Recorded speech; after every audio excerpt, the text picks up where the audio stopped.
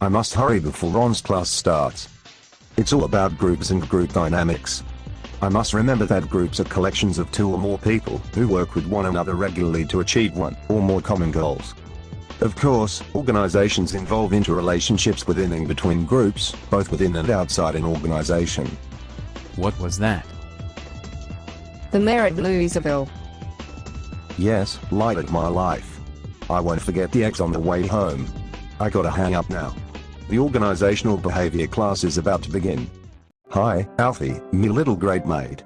Are you ready for another exciting class taught by that brilliant Ron Ostrowski? Firstly, I am not your mate. I am your tutor. Get that straight. Gross dog. I was going to use that sink. Now it is so, like, Vomitsville. Never mind that. Ron's students are not that fussy. Now, common managerial distinction is between formal and informal groups. What do you know about that? So disgusted. Totally grossed out.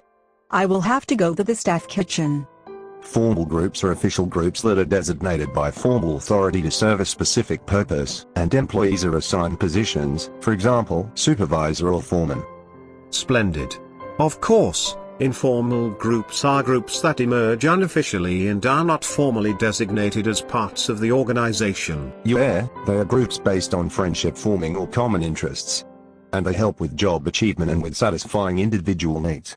I thought I heard some familiar giggling out here. Are you two trolls stalking me?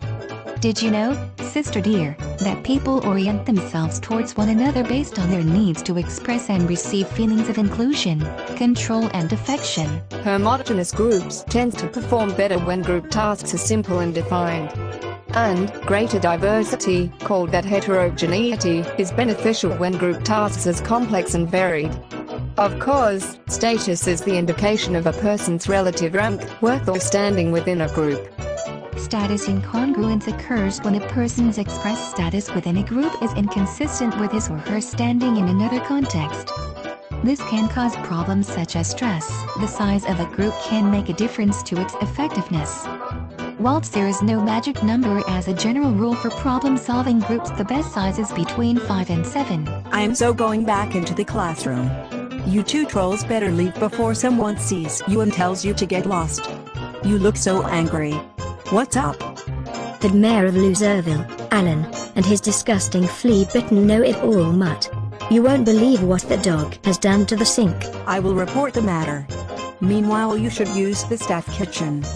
So, what's like the latest? Within groups, communication and decision-making are important functions.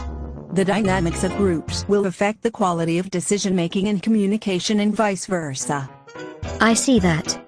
But one particular problem can be groupthink when members of a highly cohesive group begin to think alike and become unwilling to be critical of one another. Of course, maintaining the group and its members is another important group output, and much group activity is directed towards that. Whereas task activities advance the task agenda of a group, maintenance activities support the emotional life of the group as an ongoing social system. Cohesiveness is the degree to which members are attracted to, and motivated, to remain part of the group.